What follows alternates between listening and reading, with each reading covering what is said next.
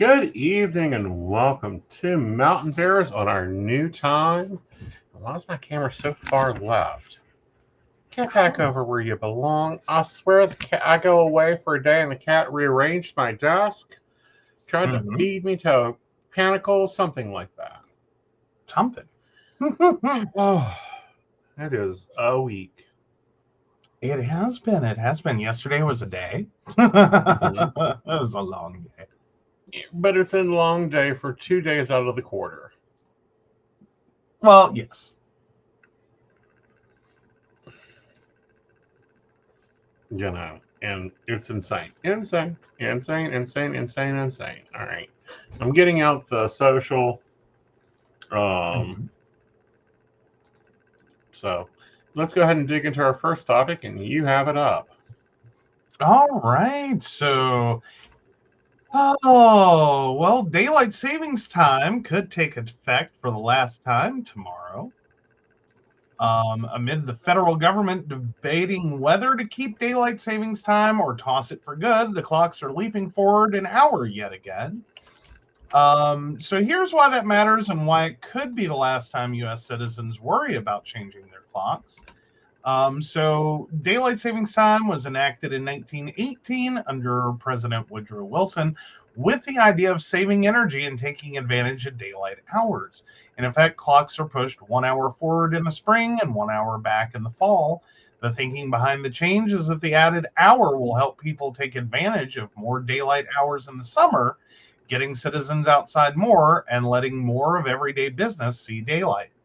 Putting clocks forward gives more evening daylight, while putting the clocks back in the fall utilizes more morning daylight. The change does not actually give more daylight hours, as the Earth's seasons control that. So on Sunday, the clocks move forward at 2 a.m. local time, meaning everyone in the United States will lose an hour of sleep if they start their schedule at the same time. Daylight savings time will last until November 2nd, when clocks will be pushed back an hour. Well, that's if that doesn't get changed. The only states that won't follow the change are Hawaii and Arizona, because they do not observe daylight savings time. So daylight savings time has faced controversy in the U.S. for over 100 years. The act that issued daylight savings time was repealed before the time change was reutilized during World War II. The World War II era law also got repealed before the 1966 version of daylight savings time was enacted to stay. The short answer is that people do not like changing their clocks. The lost hour of sleep has been shown to lead to an increase in medical problems such as heart attacks, and the practice has also been theorized to lead to car crashes. Some of the debate is over whether to keep daylight savings time permanent or make standard time permanent and eliminate daylight savings time altogether. A permanent daylight savings time would mean mornings would be darker year-round, while the opposite is true with standard time. So, yeah. See, I don't have a problem with daylight savings times. I've had trouble with the reverse of it. So standard time. Yes. Okay. So you're all for, like, let's go later in the evening. I'm okay with a dark morning. Yes. Okay. So standard time, meaning you have a brighter morning and the evening is a little shorter. No, I'm a night owl. I'm a night person. I would be happy with a dark morning.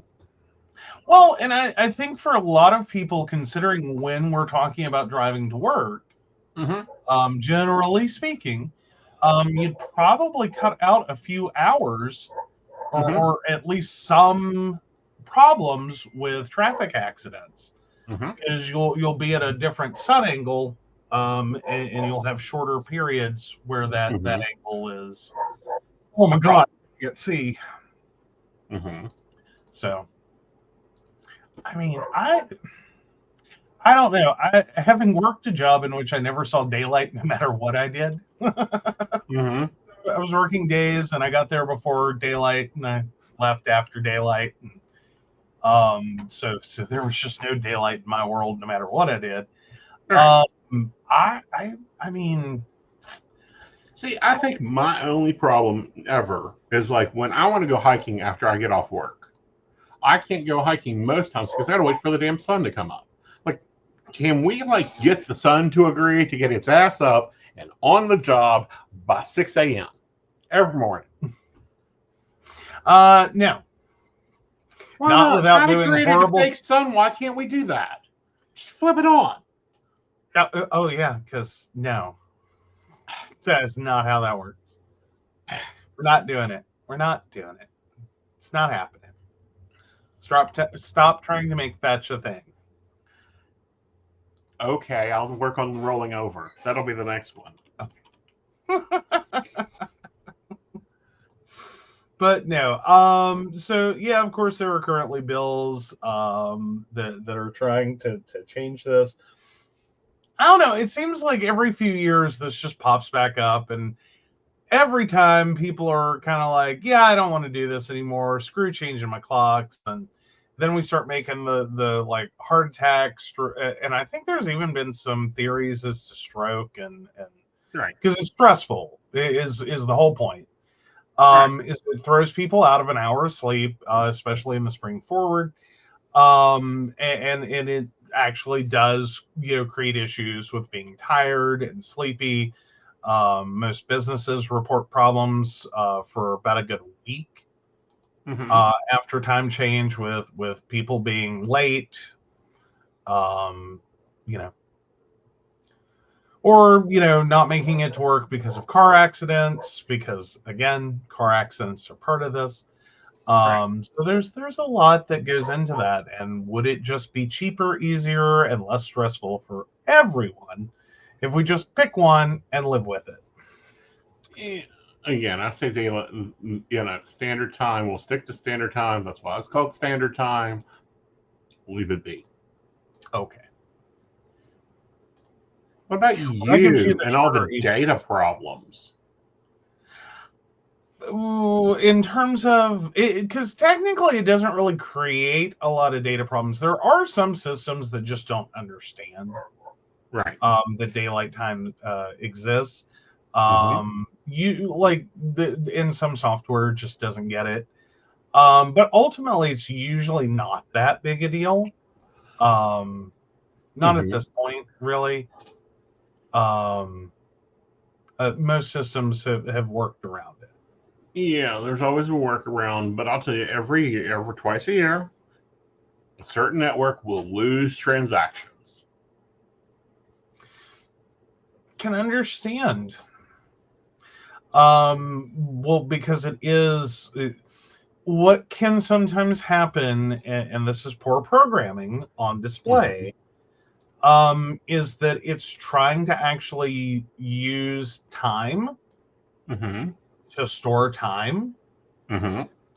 As in the way it's doing it is it's not catching Right. that little glitch Mm-hmm. between 1:59 and 3 a.m.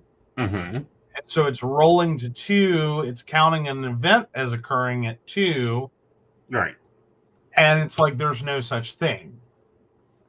Right. There is no 2 a.m. on the day that time changes. Exactly. It doesn't occur. Mm-hmm. It's 159 Mm-hmm.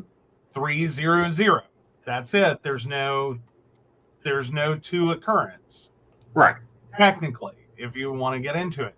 But it doesn't mean that every system jumps at exactly Right. 159 to 3. Some systems do have a moment there where Mm-hmm. it's kind of like 159 to 201 302, Mm-hmm. and anything that can be happening at that time if you're not properly storing it, if Mm-hmm. you're not thinking ahead, that Right. no, use integer time, Mm-hmm. uh, meaning number of seconds cents, Right. and work with it that way. Don't play with AM, PM, Right. whatever. No. That's not the numbers you want to deal with. Right. But there are systems that do just fail at comprehending Mm-hmm. the this is an invalid time. Now, some of that also can. Now, some of the things that can also occur is invalid time math. Right. I would be more grateful on a network that doesn't screw up and think that a client just, for instance, had a extra hour long call Mm-hmm. and tried to bill them for it. Right. Because that would be horrible. Exactly. That will be insane. That's why I always take that 10 minutes before, 10 minutes off during the server changeover for the time changeover because it's annoying. Mm-hmm. Mm-hmm. Well, and there can be some stutters because it does in some instances create like mismatches, Yep. at least for a good solid like couple of minutes. Mm-hmm. While because not every clock is perfect, some clocks are a little off. Right. So you can start having failing transmissions. Mm-hmm. Because fun, cool things about the internet, it is very time sensitive. Right. Typically not within a few minutes, Right. but when you have like an hour differential, Mm-hmm. that's when it usually starts to go, not accepting that. That's, Mm-hmm. no, you sent that an hour before now. Mm-hmm. You sent that an hour after now, and I'm receiving it now. Right. Like, Yeah. I don't know what's going on. I'm going to drop that packet, and I'm just going to be like, nope, that data didn't occur. Well, no, it'll create null data that goes into ghost files. I'm talking about the actual packet transmission of internet data from one point to another. Mm-hmm. When the timestamps are there, and in some instances, they generate correctly, Mm-hmm. but it doesn't do the math right. Right. To catch the issue.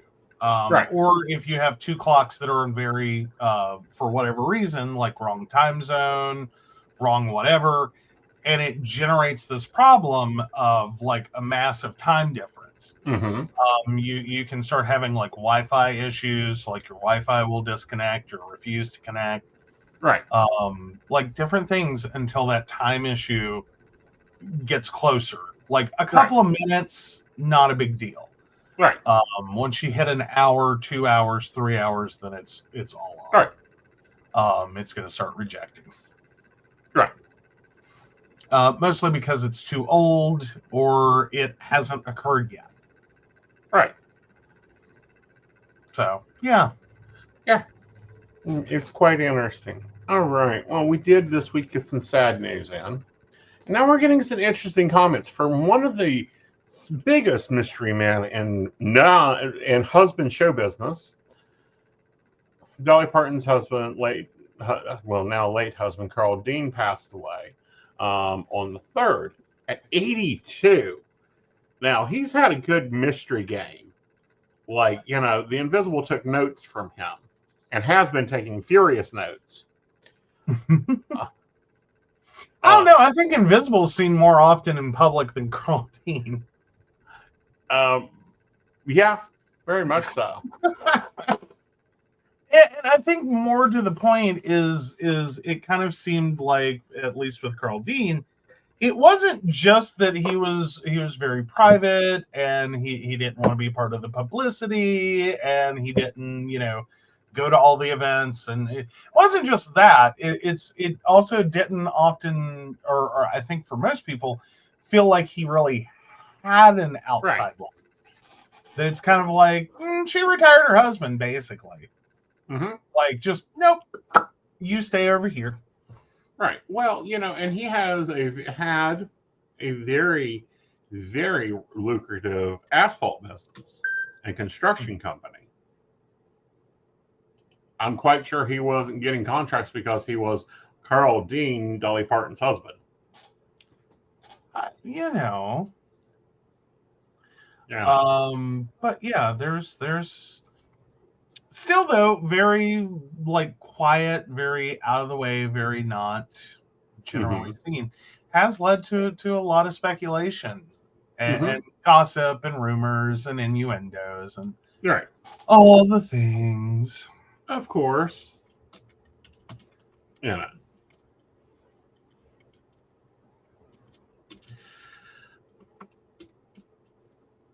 All right, but anyway, with it, Reba was, asked back in an interview recently by Andy Cohen if she had ever, ate Dolly's cooking, because Dolly has a lovely cooking episode, and she replied, "I don't know. I've never had her food. She's never invited me over." And he go, "So you've never met her husband?" No, and have you? And you know, no, but people really swear he exists. Cohen quoted, "Isn't it incredible that she's been able to keep this guy a secret for so long?" We replied, "Absolutely." This is an interesting exchange going on here because we know she has a husband, like it's well documented. Public record, has a husband, now is a widow. Mm-hmm. But isn't it quite shocking? I mean, it is and it isn't.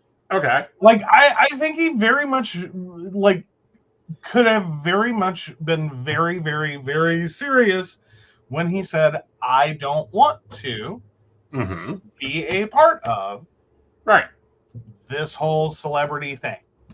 Right. Like, you go do that. You go enjoy it. I am not going to tell you to stay in the kitchen and give up your career and whatever. You go do that. I want no part of it. I don't want to hang out with celebrity people and have them for dinner and junk up my world with this. Right. Like, I'm not here to be your pretty little entertaining husband. I'm not here to I want no part of it. Right. None. Right. And I think sometimes that's the hard part to really process. Is that you can totally go have your career and do whatever you need to do. I'm good. But I want no part of it. Like, I am not part of this world. I will not be part of this world. You will not make your world part of mine. Right. Which I think in a way is the way some couples work best. It is, and I find it more interesting that people aren't realizing that no, this happens. That this is very much a we're the two shall not meet. Right. Well, and it's the weird thing that goes on, and it's a changing culture, because when we grew up, you don't call your husband at work. You don't call your wife at work unless there's someone dead, dying, or bleeding. And I'm sure with the two of them, they had people for that. Exactly. You know what I mean? It's I get that. That are going to manage it and take care of it, and if it's a severe enough emergency, yank one or the other, right, and be like, "You're going to be here now." Right. But this was an extreme version of that, granted, because Dolly would be on tour for 2 years, off every other week and all that. But in today's world, people are texting and calling and messaging their husbands all damn day. What they're talking about is beyond me, because we live in the same house and we don't talk that much. No. Well, and again, I think that sometimes a big part of it is, I think on some levels, you don't realize how disconnected people that are just normal, average, everyday peoples really are from each other if both of y'all are working. And heaven help you if you have children. Right. Because or parents to caregive for, or whatever other situations you may have, you volunteer at a place, whatever. For a lot of couples, it really is two ships passing in the dark. You just and every once in a while you get a Saturday afternoon, or you take a vacation. And there's more and more people that are like, "I'm not even taking vacation with you." Yeah. You know what I mean? I want to go do this thing. You're going to hate it. You want to go do that thing. I will hate it. So you go your way. I'll go mine. We'll do it whenever we want to. And yeah. Is that a problem? I mean, we have this fucking idea of what like marriages are supposed to be, what relationships are supposed to look like, et cetera, et cetera, et cetera. And more people aren't even living this thing that they think that they're supposed to be living. Right. Right. And the other side of that, or the more troubling side of that, and this happened to me the other night, the invisible doesn't drive. I am in a conference with a group of people dealing with some sim stuff. Mm-hmm. And it sounds like more is happening. Yeah, and more is happening, but big woohoo. I'm off duty right now. And I say, guys, I gotta go. I gotta go get the husband. And he walks up the hall and like, no, you don't. No, you don't. Now, granted, I don't normally see him till 4:30 in the morning because I sleep until about he goes to work, and I become human after he's probably clocked in. Mm-hmm. Mm-hmm. And so then suddenly at 4:30 in the morning, yeah, like, oh, gotta go get him. And so one, after you were peeled off the ceiling because you were not prepared. No. And two, but the reality is, even if he was at work, you would have gone, picked him up, and at best, he's coming home from work. He's tired. He's exhausted. You're going right back into work. Mm-hmm. You're grabbing something to eat. You might talk for a few minutes. Right. And then he's going to go unwind. You're going to go finish working. Yeah. Like it. And that's the reality. Right. Like, regardless of like, if you're on which technically you guys are on the same schedule, right. As in you're both night shifters, it still doesn't really make that big of a difference.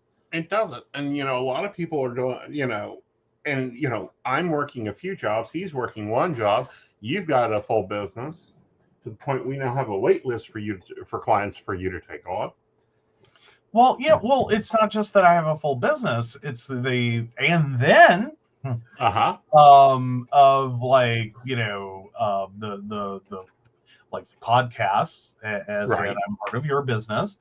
Then there's all the care running and the driving and the all the guys. There's been weeks. The podcast is the only time we've directly talked with each other. Yeah, literally the first time we said hi to each other that day was on air. Yeah. You know what I mean? And I can't say that I haven't had a couple of moments where I don't want to be like, I'm fucking Carl Dean. Okay? Take your shit and you go enjoy the fuck out of it. All right. Find another co-host. Well, I can start taking applications, but you're hard to replace. But you get what I'm saying is like there's because sometimes this moment of like, that's it. Like, that's first time today we're going to talk to each other. Like, God, like, you might as well just go ahead and just, go do a show. And like, if you call me later, that's fine. Mm-hmm. But no, I mean, it's been a lot. And there are a lot of times that even in working, because we both work from home. Yeah. Technically. Yeah. I may have to do more things on the road, but ultimately work from home. There have been periods where we have not left this house for up to 72 hours, like 3 straight days because of snow and weather, and the invisible's not working because it's his days off and all these things. I saw you on your way to bed. Mm-hmm. I saw you when you got up. Mm-hmm. I saw you when we had dinner. Right. I maybe talked to you on a podcast or in world, in Second Life, at a show. And then I saw you for a few minutes before we went to bed, or before I went to bed, and you kept working. Right. And I get a few minutes in the morning. 72 hours. Right. Like, he has to walk past my desk. In the house. Yeah. And I mean, I don't even know how to count the like times that like you're working, you're totally in your own world. I physically laid eyes on you. Mm-hmm. You're alive. You have a pulse. You are functional. That's it. We didn't have a conversation. Right. But that's about all the exchange would be, as like I went to the coffee pot, or I heated up lunch. Right. Or like, I walked back and grabbed a keyboard because I killed another one. But that's it. That's like that, and that's in 900 square feet. Yeah. That is sharing 900 square feet. Right. Now, if my plans for the summer go through, and I move my office, we may not see each other for 72 hours. I know. It may be random meetings at the coffee pot. Possibly. Like, oh, God, what will we do? Now, granted, our relationship was formed differently. You got me for 3 out of 4 days. Invisible got me for 4 days. And we chattered throughout. But we text, we share memes and whatever. But half the time, it's like, I'll see you whenever. Or I'm at the club, come play with me. Oh, it's rarely come play with me. It's come fix this. Yes. Yeah. Let's be honest. Yeah. It's usually come fix this. Yeah, because the I dance just think no one else not working. Yeah. My building is not where it is supposed to be. Yeah. The dance ball has quit. I broke the bar. I have broken the bar. I might have accidentally returned everything. I mean, it happens. I don't know. The first, and I've done this. I clicked to try to change turn something on at the Silver Dollar, and all of a sudden, the whole bar just disappeared off the Sims, and I'm like, I'll let you take that for.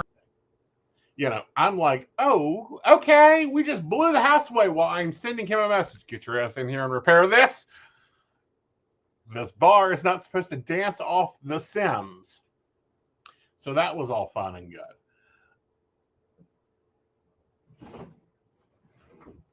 All right.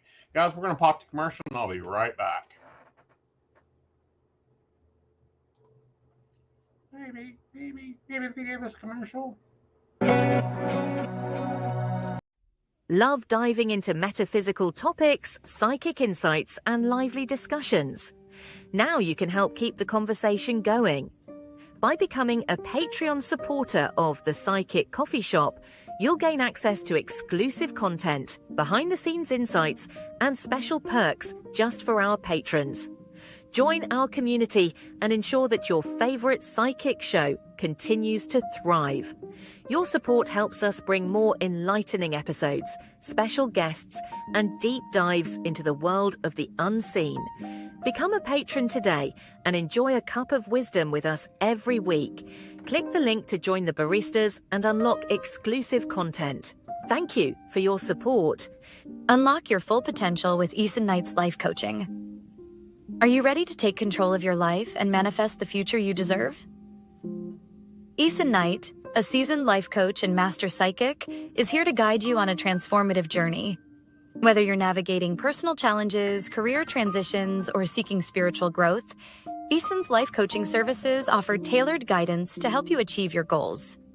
With Aeson by your side, you'll discover the tools to overcome obstacles, embrace your true self, and create a life filled with purpose and fulfillment. His unique blend of spiritual insight and practical coaching empowers you to turn your dreams into reality. Ready to make a change? Book your session today and start your journey to a more empowered, balanced, and joyful life with Aeson Knight. Click the link to schedule your first session and step into your power. Are you ready for an electrifying podcast experience that keeps you coming back for more? Join Aeson Knight every week as he takes you on a journey through captivating shows, each exploring unique and fascinating topics. And here's the best part. By subscribing, you'll never miss an episode where you can get your burning questions answered live on air, absolutely free. Whether it's relationship. All right, we are back. And yes, I do have to update the commercials, the outros, all that. Give me a week, guys. We're doing some time shifts and scheduling movement to make my life a little bit sweeter. Are you back? Did you freeze? Did I clone you? There we go. And we don't I have your... Yay, we love it when you unfreeze. Yes, I'm unfrozen. All right. So, Uh-oh, we're out of sync Sorry again. about that, guys. Oh, no. All right, let's pop you off and pop you back on. All right. Are we resynchronized? Yes. Now I can read your lips and hear your voice. Hey, there we go. There we go. Does All happen. right. So, some news or some more of our social gossip. Wendy Williams wants an ASAP rock attorney to end her guardianship. Yeah, so ASAP Rocky's attorney to help end her guardianship. The fight to end Wendy Williams' guardianship continues as seemingly healthy Wendy seeks out Joe Tacopina, the famed attorney who proved ASAP Rocky's innocence in a recent trial. She believes he may be the one to help her regain freedom and return to normal. According to TMZ, Tacopina recently visited the Two Angry Men podcast with Harvey Levin and Mark Geragos. During his visit, he revealed Williams had contacted him requesting representation. Though he didn't provide many details about their conversation, he was clear that Williams' guardianship is unfair. He stated that he was outraged after watching Saving Wendy and felt that murderers have more freedom than Williams. Surprisingly, Levin received a text from a source close to Williams during the taping of the podcast episode. The source sent him a recent Vanity Fair article that quoted Williams' guardian, Sabrina Morrissey. Levin found a particular issue with Morrissey claiming that Williams is free to leave the facility she is currently in. Quote, "Nobody's saying that Wendy can't leave a building," she said. This seemingly referred to the 2 times Williams left the facility to attend her son's graduation and her father's birthday celebration. However, in the documentary, the mother of one stated she was only allowed out of the building for fresh air twice in the 30 days before the filming of Saving Wendy. The film also clearly shows Williams confined to the 5th floor of the building. So, yeah, Wendy Williams' guardianship placed her in a suffocating, expensive facility costing $18,000 a month. According to People, Williams called in to News Nation's Banfield to discuss the conservatorship. She provided an update on the memory care unit she resides in and the process of ending the guardianship. Quote, "Well, I don't have the freedom to do virtually anything," she shared. "As far as where I am, I'm on the 5th floor. They call it memory unit, so it's for people who don't remember anything." She stated that she's been in the unit for almost a year and doesn't feel she belongs there. Quote, "I've met the people who live here, and I've been here for almost a year now, and this is very suffocating," she said. In addition to living in the memory care unit, Williams says that the other patients need a lot more help than she does, as they often need assistance showering, brushing their teeth, or using the bathroom. She also revealed the high cost of residence at the facility. "It's the memory unit. You know what I mean? Why am I here?" she said. "I have no idea, but I can tell you that it's $18,000 a month, which is extremely expensive. And what do I have? I have a bedroom and a bathroom and a window." Despite Williams' conservatorships being seemingly strict, Williams says she is ready to get out of the building more than anything. While visiting Banfield, she reminds viewers that she has been in the building with very little access to the outside world for 3 years. "It's a long time. I'm ready to get out of here. I'm ready to get out and get out of the guardianship. It's suffocating. It's very lonely," she shared.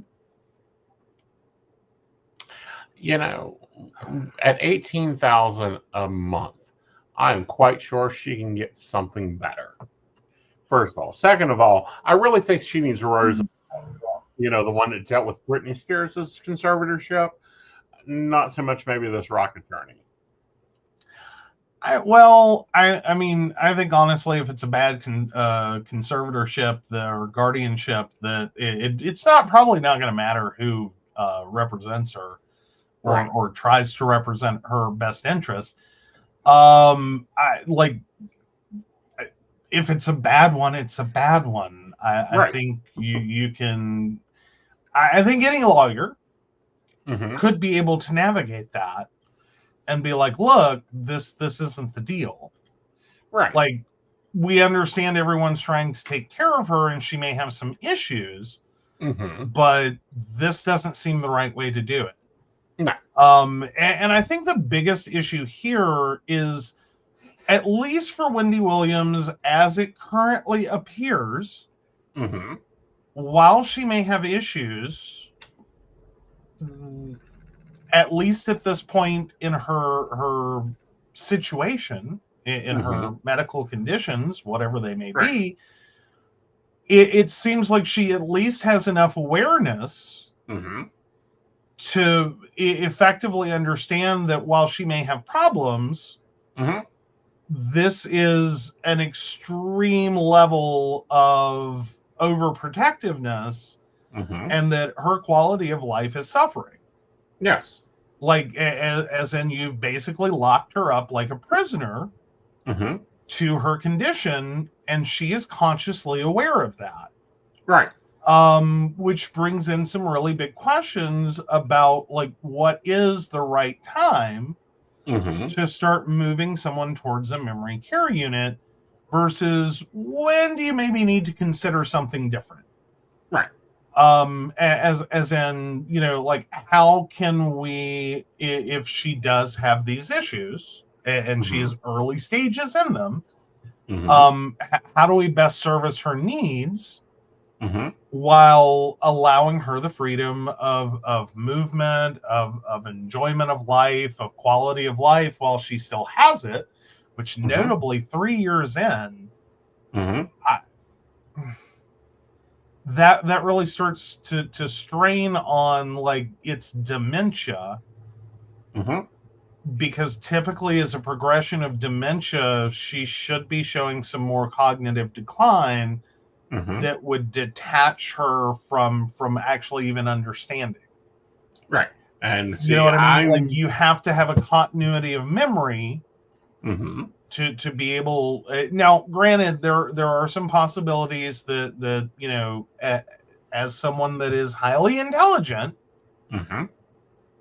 that typically can misrepresent a little bit with a memory issue.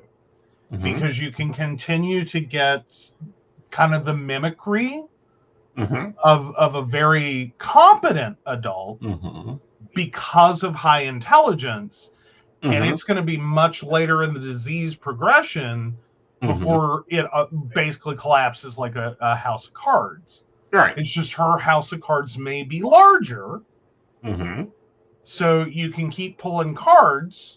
And you're not going to notice things, or it's not going to seem as bad until one day the house of cards just collapses because it can't support itself anymore, and she jumps from someone that's like, maybe she's stage 1, stage 2 dementia to like straight to stage 6.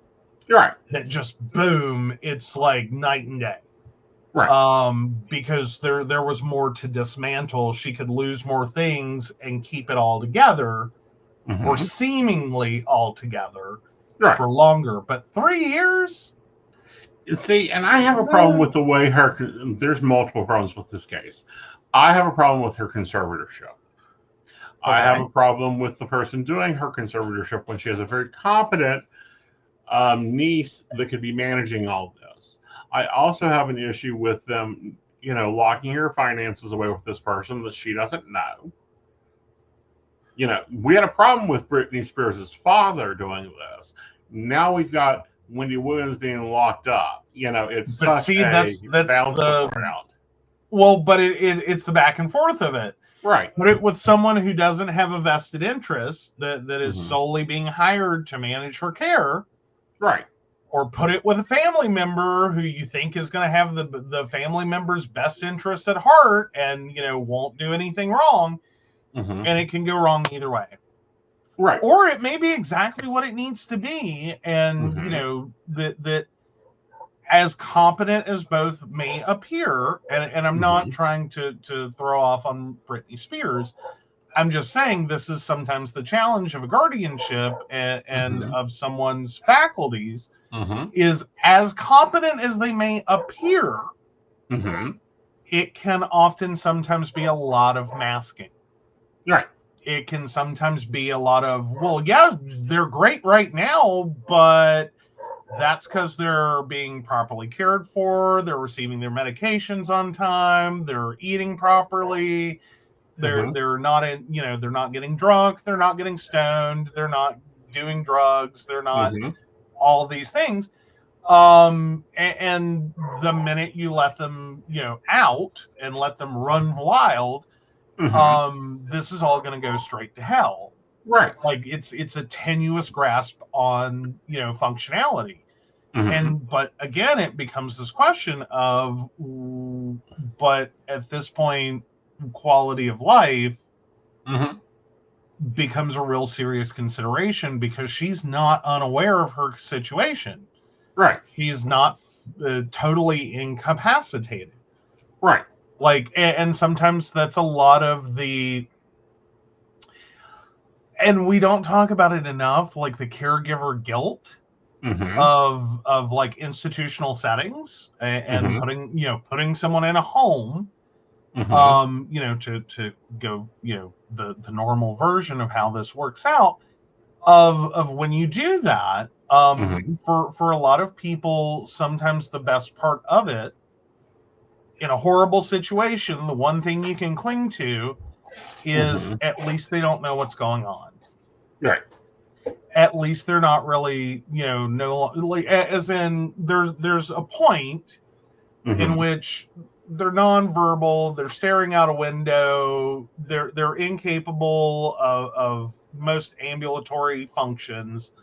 Right. Forget their ADLs, they're not doing any of their ADLs by themselves. And there's just seemingly no connection to the world anymore.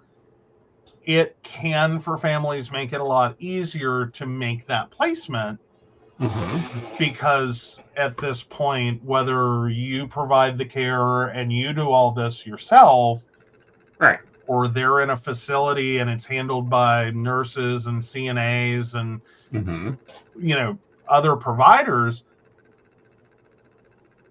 it's not really going to make a difference. No. I mean, and I'm not saying there's a right or wrong here. I'm just saying, for a lot of family members, that's sometimes the best point. Right. But even for those who have to do earlier placements, it can often be easier knowing that, like, they're not really forming new memories. They don't really understand what's going on. Right. But when you're dealing with someone who may not be fully competent, but at least seems to fully comprehend what's going on and what's been done and, where they're at, and that, this isn't what they want, that's a struggle, even if this is exactly what they need. Because emotionally it's heart-wrenching, and a lot of families who have made the decision really struggle with it when someone still has a fair amount of capacity left, right, but it's becoming highly risky, that or they are that unstable, perhaps, that even though in this moment they're totally here with you, that's not how. That's only because they're getting their meds on time. They're getting things they need provided by someone else, or at least managed by someone else. And if you pull them out of this situation, this isn't going to be who they are. They're going to end up destitute in a ditch. Right. And good luck. Right. So it's a struggle in trying to make those evaluations. It is a struggle, but in this case, I'm not really happy with how they're dealing with her, and dealing with how they're treating her. Not my favorite way of doing it. she's restricted access to her family. And that's first thing of what? You don't want the family here? What do you mean you don't want the family here? That part's a little more surprising, and usually is only really going to occur either at her own direction previously, or because there is some risk of family members trying to get signatures that they can use, or that they're going to manipulate her in some way. Or they present an abuse, a physical abuse problem, right. Some kind of abusive situation. Otherwise, yeah, it's petty. Right. Stop it. Don't do that. Don't limit visitation like that. Right. Like, that's just bullshit to me. Yeah. Well, because in many instances, and I think this is certainly one, is it really starts to feel like, what are you hiding? Like, you're not just limiting for her best interest is definitely not what it feels like. It feels like you are trying to maintain control, and it doesn't seem relevant to what's going on. Right. Like, you're like, what are you protecting her? Because that's supposed to be your role, is you're supposed to be protecting her from herself and others. Right. So what are you protecting her from? Like, exactly. You're going to have to start getting specific. Right. Because unless this is specifically what she, signed documents for before she was, put in here, explicitly saying, I don't want to see these people. Right. When you can prove she was of sound mind to make that decision, then what are you protecting her from? Right. Because typically, like, block ban or limited access is only going to be used after something goes wrong. Right. Like, if someone comes in and they get into loud screaming matches and they highly agitate a patient, right, then you'll quickly find yourself on a block ban list. But to start with treating her like, she's in some penitentiary and visiting days are this, and you have to be on the approved access list. Whoa, right. whoa. But then there is the cost to celebrity is, right. And it starts to beg the question, is this a facility really intended for high profile patients? Right. Or is this just kind of, this was the best place we could stick her? Because there is a significant risk as if we are legitimately talking about a vulnerable adult who is a celebrity, right, there could be a significant risk of, like, her being kidnapped and ransomed. Yeah, but not by, like, her son, her sister, her aunt, her father. Again, but these are all considerations you have to have. This isn't, your average cookie baking grandma. Right. You know what I mean? Like, we're not talking about, Mrs. Jones that lives 4 houses down or whatever. Right. You know what I mean? Like, this is a celebrity. You can't just put her at Shady Pines and, like, rely on the fact that they have the 1, 2, 3, 4 door code, panel.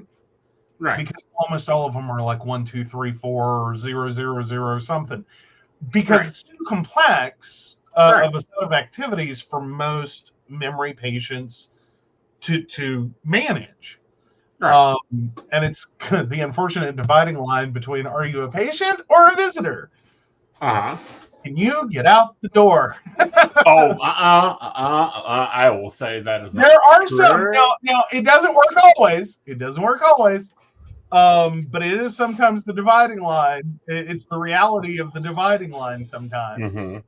I know I had many patients that would, that worked in facilities that were used to these systems all day long.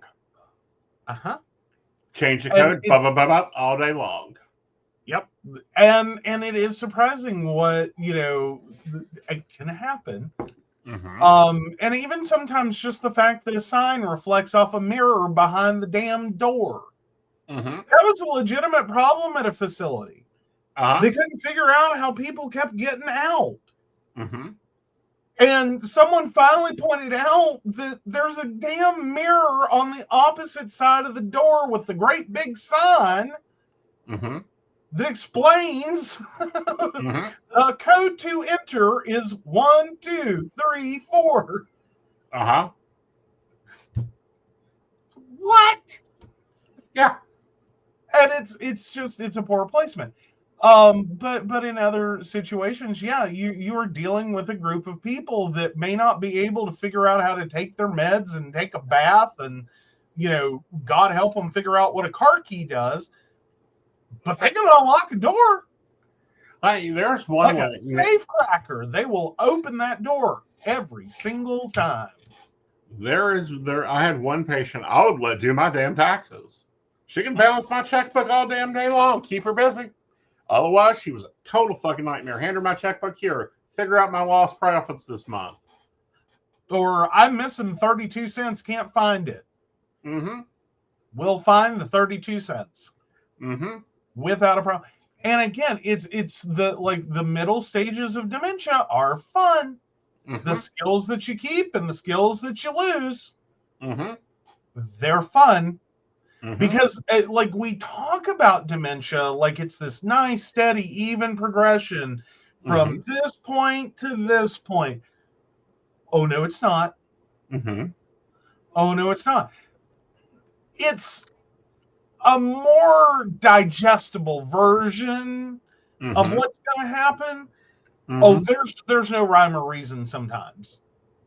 There is, you will have people that will be almost vegetative.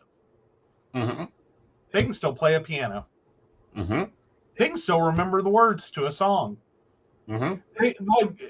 Some things work. All right. We don't know why. We don't understand why. No one gets it. But it occurs. And it may be the only time they are non-mute.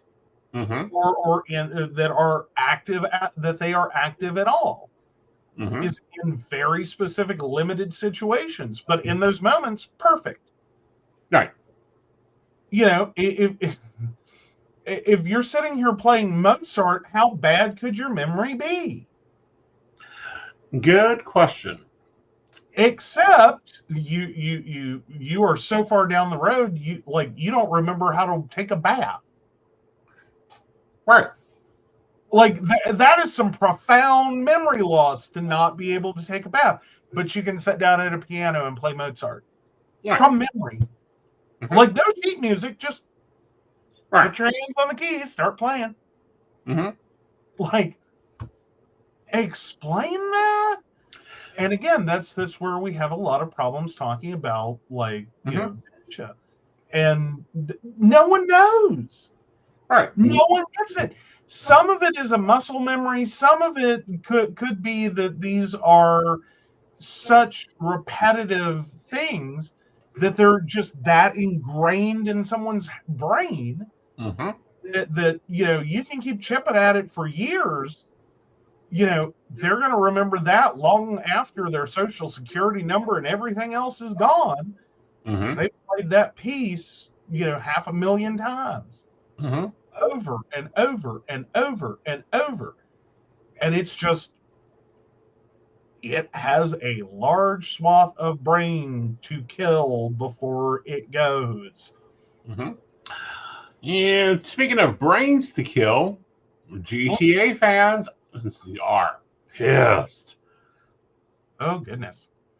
All right, so GTA 6 fans gutted after realizing game will be unplayable at launch for them. It feels like old news now, but for many PC players, they will be unable to join in the revelries of the Grand Theft Auto 6 launch unless they have a console they can boot up on launch day. For years now, Rockstar Games has prioritized consoles over PC development for a myriad of reasons, but that doesn't make it any less disappointing for PC players desperate to explore Vice City. So yeah, and even worse is there is no timeline yet for when it will release to PC. Grand Theft Auto 5 took many months, and the Red Dead Redemption titles also took some time. So it has upset a lot of eager fans. Right. And some of them are, kind of grifting and going, you go ahead and do that. And we'll wait till you put it on discount before we even buy it. I think at some point for gamers that have either gone from console to PC or live in both and maybe have more of a PC preference, they've kind of accepted that, like, a lot of companies see their best money on console. Right. That it keeps the consoles relevant. It keeps it kind of becomes a symbiotic relationship. So I mean, I think a lot are like, yeah, we're not surprised. A lot more, however, seem like, can we just get something first? Well, not only that, but I think it can be very franchise. Can we get something first? Well, I kind of want your point on this because we're experiencing some of this in SL. I mean, the RPM or whatever it is that came out that only some people can see and others can't. And so that's PBR. And what it is it's a realistic reflectioning system. And it some viewers didn't like Linden Labs themselves, and the official viewer for Second Life did support it first. With other viewers, because there are non-official viewers for Second Life, some of them have gone ahead and worked on it as quickly as possible. Some of those didn't go well, and it's been a struggle bus for them to get there. Then you have other viewers that are like, it's not that important. Or their focus is on a older hardware, better performance, and they'll take the graphics hit. And that's also been a part of it as well, is that at this point, one, hardware hasn't changed a whole lot. And the game itself and what it requires has not necessarily changed all that much over the years.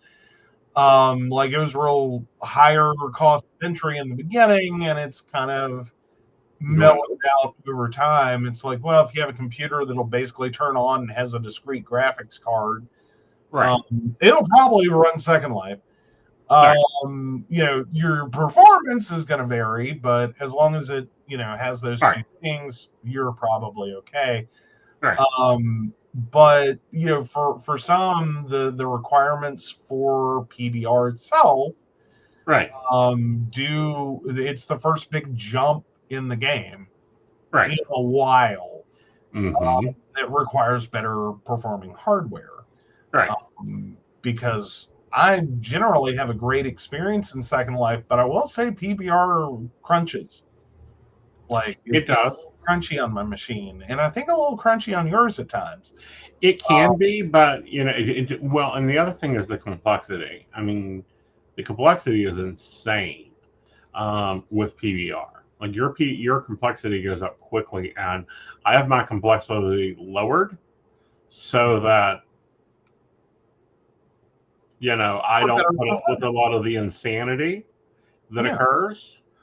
Yeah, well, and that's the thing to talk about, and it's one that you've pointed out repetitively, is that those avatars who choose female bodies and female dress within those bodies are typically wearing so many articles or items of, like, clothing and accessories and hair and makeup and on and on and on, that it does. It makes them super complex to render. Which in some instances, like, wow, you look really beautiful, and that's amazing. In other instances, it's like, could you please take some of this crap off? Yeah. Like, do you understand where you are and the resources you're commanding right now? Like, could you just like knock it off? Yeah. Like, this isn't a fashion show. You're not on a photo shoot. You can dial it down. But in for a lot of players, it's a very important part of their identity. Right. Is how they look and the fashion choices they make. And so in a lot of instances, because of complexity settings, we don't even get to see what they look like. Yeah, there's a player. I can't take the performance hit to see your very elaborate. There's a player that comes to every party I have. I'm yet to see what she looks like. Reason being is her complexity is like 20-fold. And it's like it's up there. Up there. Can't see it. Can't see it at all. Which, I mean, kind of sucks for them. It's like you put all this effort in, and then you've gotten so complex that most people will never see you. Exactly. And like, how rude is that? I know. I've told her before, honey, no one can see, because she'll enter contest, and it's like, no one can see you. Like, dial it back. Like, could you take off the lashes and the... Yeah, I mean, because literally on screen, like, unless you're really zoomed in, you're seeing about this big of a head on someone. So if you're on a head that big doing, you know, eye color and lashes and eyeshadow and multi-layer eyeshadow. Oh yeah, multi-layered eyeshadow and, you know, foundation and, you know, bronzer and all of these things. Honey, no one can see you. Right. That's just, you've gone too far. It's stop. Right. Like, you know,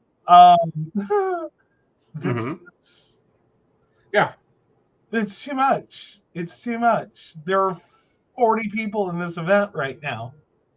Or 100. Like, yeah.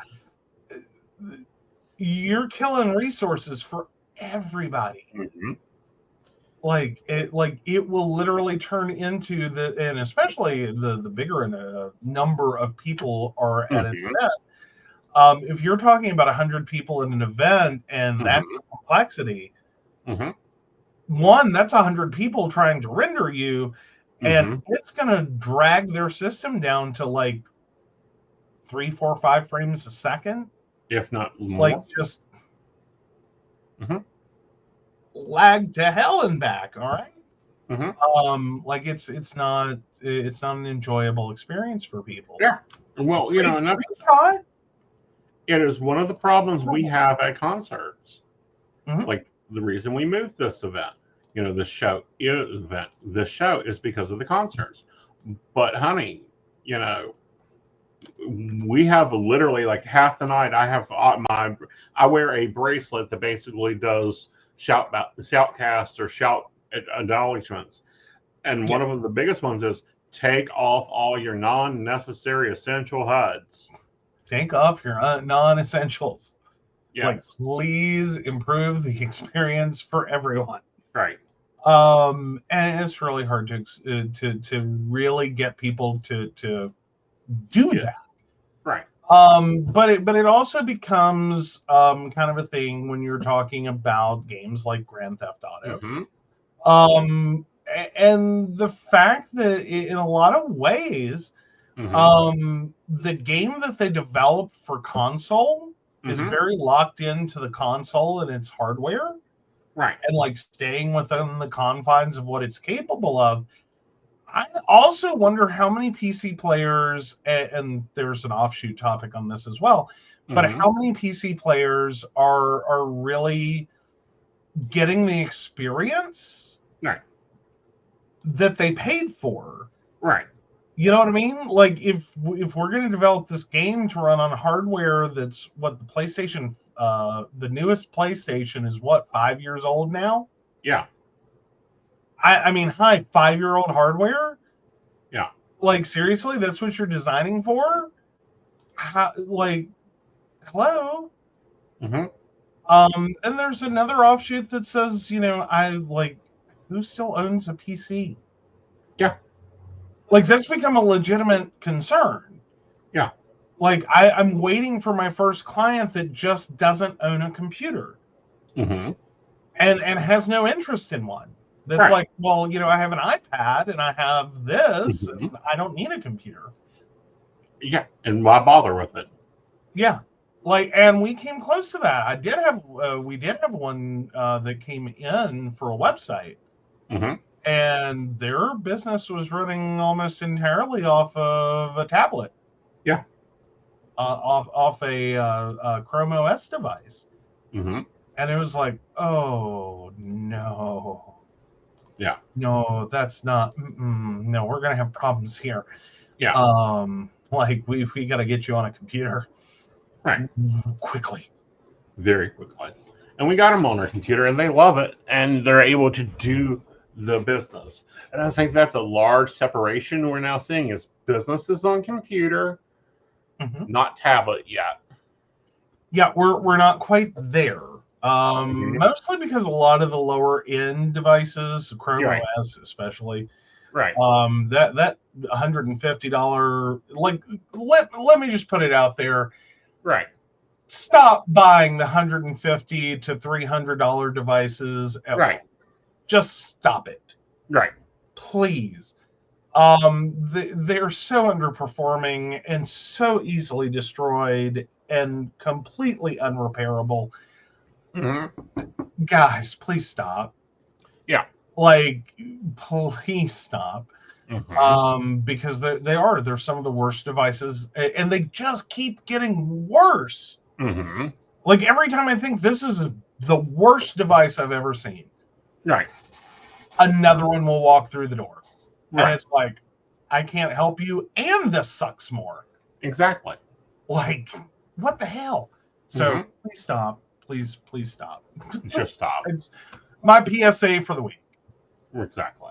All right. So let's see if you're the jerk this week or if I get to sell you, put you up for auction.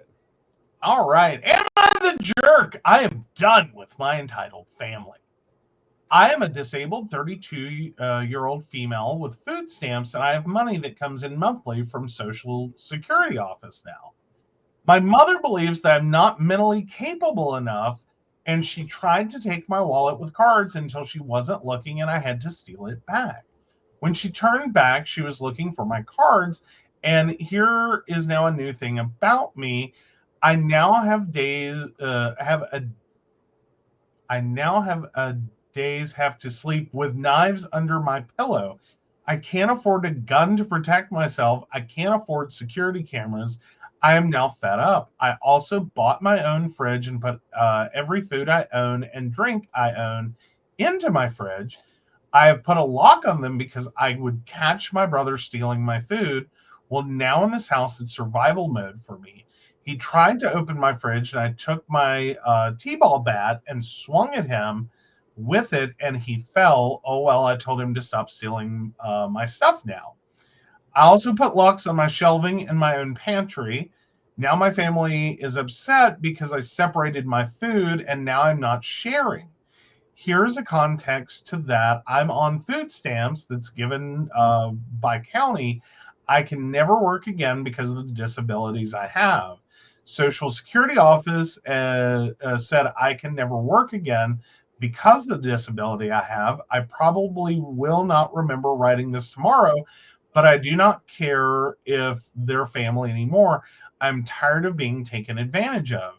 My mom refuses to work, even though her doctor said she has no choice. Otherwise, she won't get SSI in the future. I'm on federal disability, so there is a difference. My mom started to call my phone and complain that I put a lock on all my food and demanded that I unlock it. I gave her a look and pulled out a long knife. I felt threatened, and she walks away. I'm currently saving money and hiding money from. Okay, so this one keeps going like this one. Jeez. Okay, so there. Wait, this gets. I'm currently saving money and hiding money from my family because they always steal and never pay back. The plan now: talk to Social Security office for help.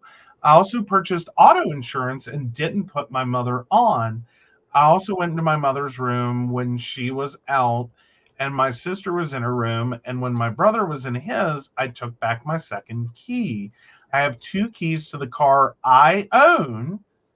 I also have everything that is important, documents and social security number hidden where they cannot use my car. My stepdad tried to put my car on his auto insurance and the insurance denied him. I only pay for myself now. An hour later, my mother comes yelling, "Why did you get auto insurance? You know I need your car, and now I can't drive it." Oh my God. Yeah, like it looks like she's being permanently taken advantage of. Yeah, no, you're not the jerk.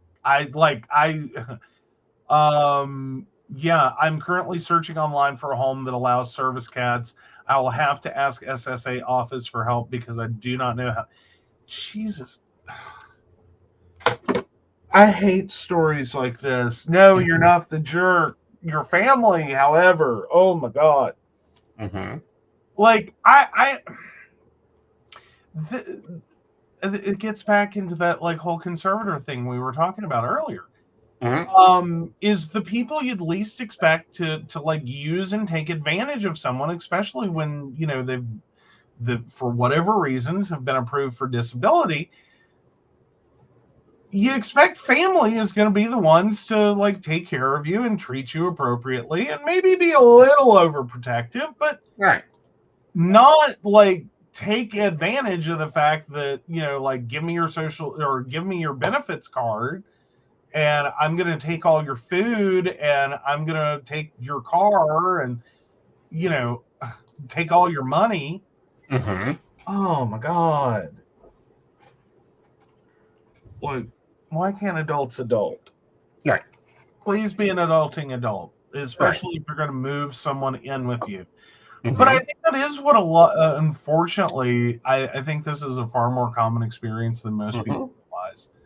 It is like, right. Once you get approved for disability and you get the benefits of disability, right, people just see a meal ticket somehow, and it's not that much money. Mm-mm. But I guess if you have nothing or you are unwilling to work for anything, and I mean that, and I know that sounds so bad, but I think those are a few and far between number. But there are people that just right, somehow translate your benefits to their pocket, right, and that the mere act of allowing you to move in means everything you have is now mine. and it's like, Please don't. right. It's so wrong. Well, not only is it wrong, it's rejectful. Yes. So not the jerk. I guess poll is up. Poll is up. Awesome. So y'all go ahead and go vote on that one, and we will jump over to Ask Gay Bros over 30. This one has a flair of 35 to 39. Right. Too used to being single. Has anybody gotten so used to being single that you're not even trying anymore? I've been single now for almost 10 years, and even though there are guys I like, I don't even bother anymore. I feel like I haven't been trying, but also can't be bothered. I used to get constantly rejected, and now I feel like I don't even want to try anymore.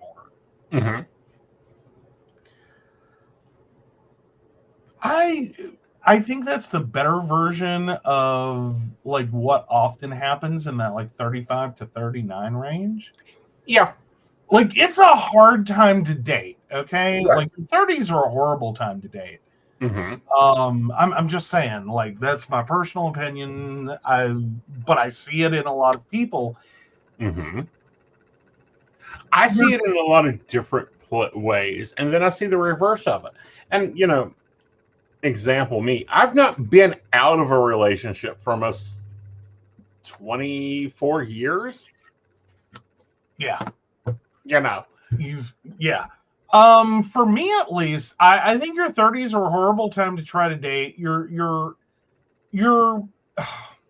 gay middle-aged is what I can call it. Mm-hmm. You're not the young little, youngin' that you were. Right. But you're not really ready for daddy yet. Right. You're not making bad money, but you're not making support other people and or deal with all their drama and bullshit money. Mm-hmm. Things are starting to hurt, and spending all night at a club starts to suck more. Yeah. Maybe once in a while you can do it, but you don't do it every single weekend. Right. You know what I mean? It's this in between where like it's like the anti-Goldilocks zone. Mm-hmm. What you're looking for is someone else similarly situated that isn't just disgusted with everything, and that's hard to find. Right. Because I will say your 30s are just this period of just being kind of disgusted with everyone and everything. Yeah. Like, I don't know how else to describe it. It gets better in your 40s. Mm-hmm. It doesn't exist in your 20s. Everything's still shiny and new and fun. Mm-hmm. And, your knees don't hurt. I'll give you that one, but at the same time, it's one of those, I think our priorities change, and I really think that our priorities change a lot. I mean, if we look at like Dolly, who, has, in general, been married for 60 years, plus dated a couple years. Yeah. Yeah. But no, I would say the 30s are the worst part of trying to date anyone. Yeah. And I think you do get disgusted, and it's just like, what am I even trying? Right. You know what I mean? Like, one, you get really bored with first dates. I will say that. I was kind of already getting there in my late 20s. Mm-hmm. And it's like, ugh, not another first date. Mm-hmm. And my last relationship in my 20s, I was more than happy for that to just have been it. Yes. Because again, I was kind of at this point where it was like, what am I even doing? Mm-hmm. Like, I don't have time for this crap. Is this everyone I'm gonna date? Right. Like, I don't want to do this crap anymore. Like, it's just a bunch of wasted time and money and energy. And like, God, why? Why do people do this? This is stupid. Right. So that's where I was. Granted, I was working 80 hours a week and trying to like still date and shit. Right. And it's just which I equate a lot to being sort of how your 30s go. Mm-hmm. I just kind of got there, earlier. Like my late 20s were my 30s, so to speak. Right.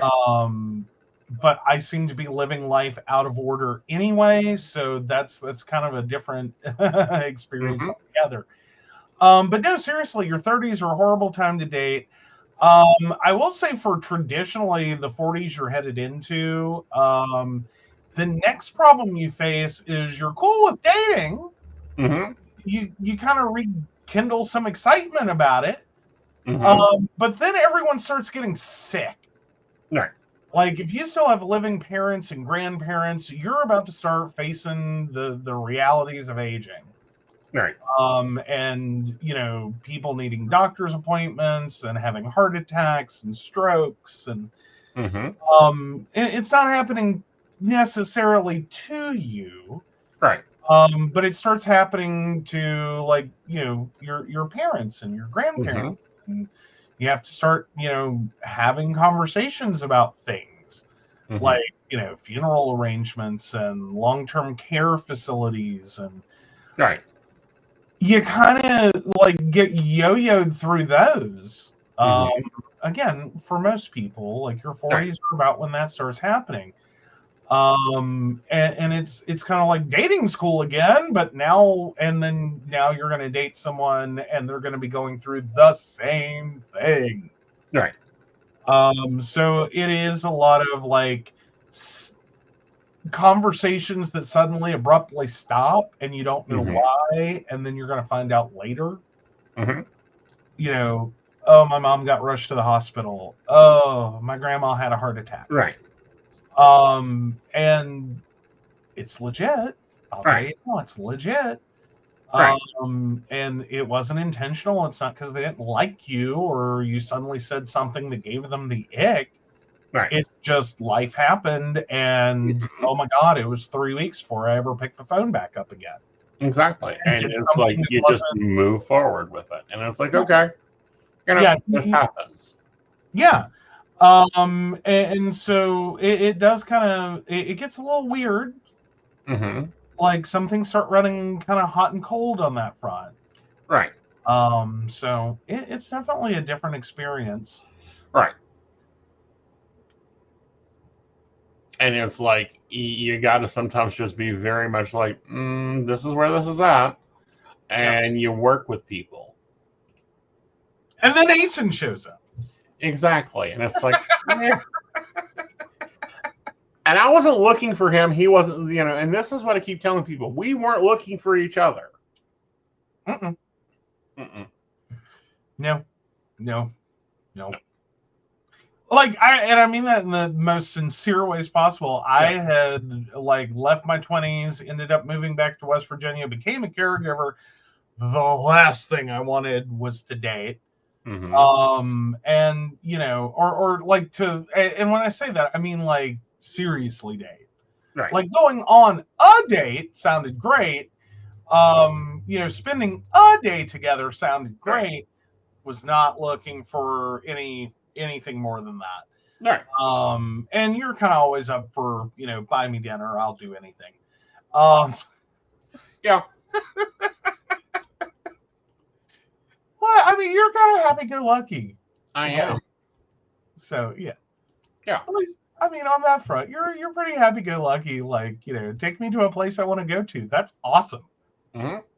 Get me out of this house. We're pretty cool. Yeah. And it's alrighty. So with that, let's grab a poll. And he goes, we got to head out of here. Yes. All right. And survey says, no, you're not the asshole. Get out quickly. And let's talk about our comment. Yeah, so Brenda says, we had a friend we had to help get out of that type of situation. Mom took all their money and food stamps, plus made them do everything around the house. That's it. Oh. And it's not always moms and children, but it is one of the most common ones. And sometimes it goes the other way, which I find personally worse, just as a side note. Not that it's ever good, but if you wanted that hair eek of worse, I think that would be worse. Yes. All right. So with that, guys, take it away, Vanna. All right. So, of course, we want to thank Beverly Walker, Mika G, Brenda, Joan Owen, Shannon C, Shannon D, Lady Gwendolyn, Caitlin Bell, Devin, and Bella. If you'd like to learn more about us, the show, or how you too can become a Patreon sponsor and receive all the wonderful benefits our baristas receive, please visit us at pcsbnetwork.com. Yes, and we will see you on Wednesday, 8 p.m. Bye, y'all. Bye.